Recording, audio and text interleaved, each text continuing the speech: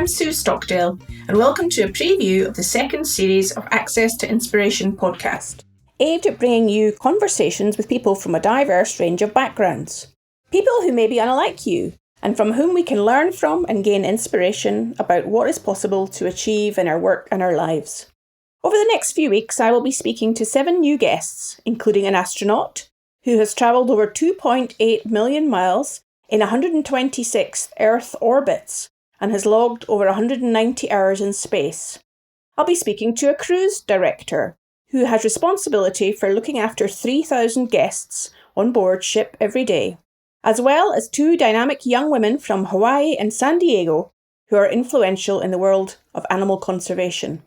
You will learn how a career path is not always a straight line to your dream job, why we may be more harmful than helpful to animals when we visit them in wild places, and what amazing scientific research is being undertaken on the International Space Station. But before we dive into Series 2, several listeners have asked me to share a small story of my own. So, keep listening to hear me explain to former TV news anchor Roger Rocka why we began the Access to Inspiration podcast.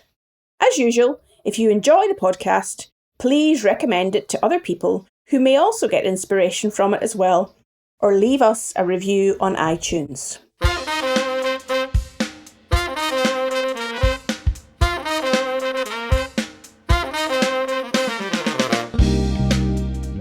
My name is Roger Rocka, and we're talking today with Sue Stockdale. Sue is a polar adventurer, an athlete, a motivational speaker, and a businesswoman. She was the first British woman to ski to the magnetic North Pole back in 1996. And we'll hear more about that. But first, hi, Sue. Hi, Roger. Good to speak to you. Nice to speak with you. We're going to be talking today about Sue's latest enterprise, which is something called Access to Inspiration. But before we get to that, I want to find out a little more about how you got to where you are. How did you get started with your adventurism? How did you begin to sort of step outside the boundaries of what most of us do and start to do extraordinary things, like, of course, skiing to the magnetic North Pole, which is not something most of us have even thought about? Well, Roger, it's all down to seeing adverts in the newspaper. I've always had a love of adventure and trying new things.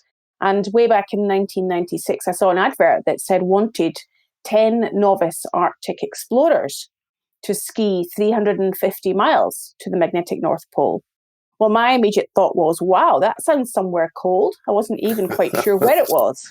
But when I sent off for the application form, it came back as a brochure, and it was all pictures of men, and it said, "Are you man enough for the ultimate challenge?" Well, you can imagine that was like a red rag to a bull, and it really motivated me to apply and be part of the team. And luckily, I got through all the selection process and became one of the team members. So that's how it all started. I guess we should say you weren't a couch potato before that. You had already been an athlete. What are some of the things you had done prior to that? Yes, I enjoy running, and I competed competitively in track and field athletics, running 3,000 metres, and I was very proud to represent my country, Scotland. What it really taught me, though, was about hard work and perseverance and never giving up. And I think those are qualities that can really be useful today in business as well. And that took you sort of to different places in the world where you worked, for example, with the UN for a while and took part in some other things like that. Well, in all those experiences, Roger, I've really seen the power of being inspired by people around me.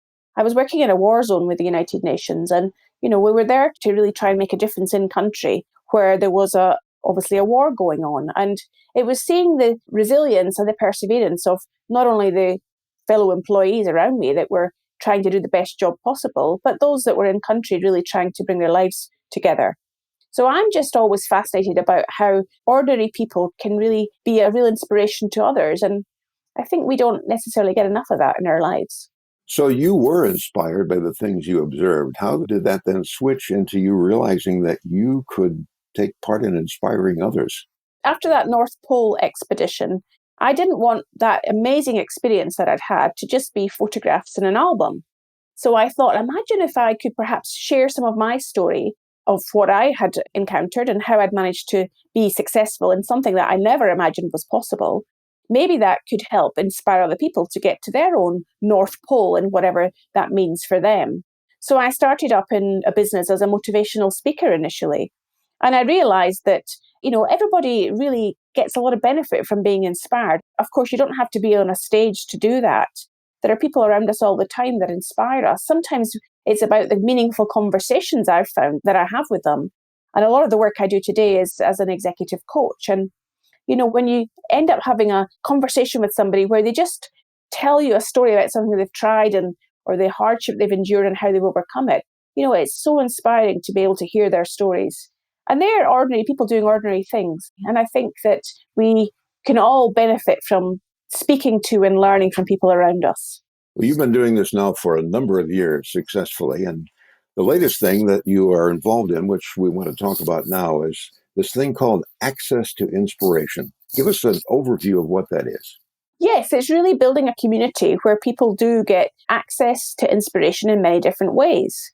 So we're launching a podcast series which will provide inspiration. I'm talking to people from a number of diverse backgrounds, including a professor of brain science, somebody who's a naturalist and a glass blower, and another person who supports people in the dairy industry to manage their stress and to be more effective. And these people are from all different backgrounds and from all over the world.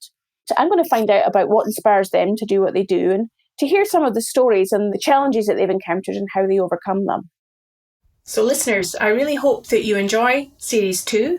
And if you haven't yet listened to the podcasts in Series 1, please do go back and listen to them again.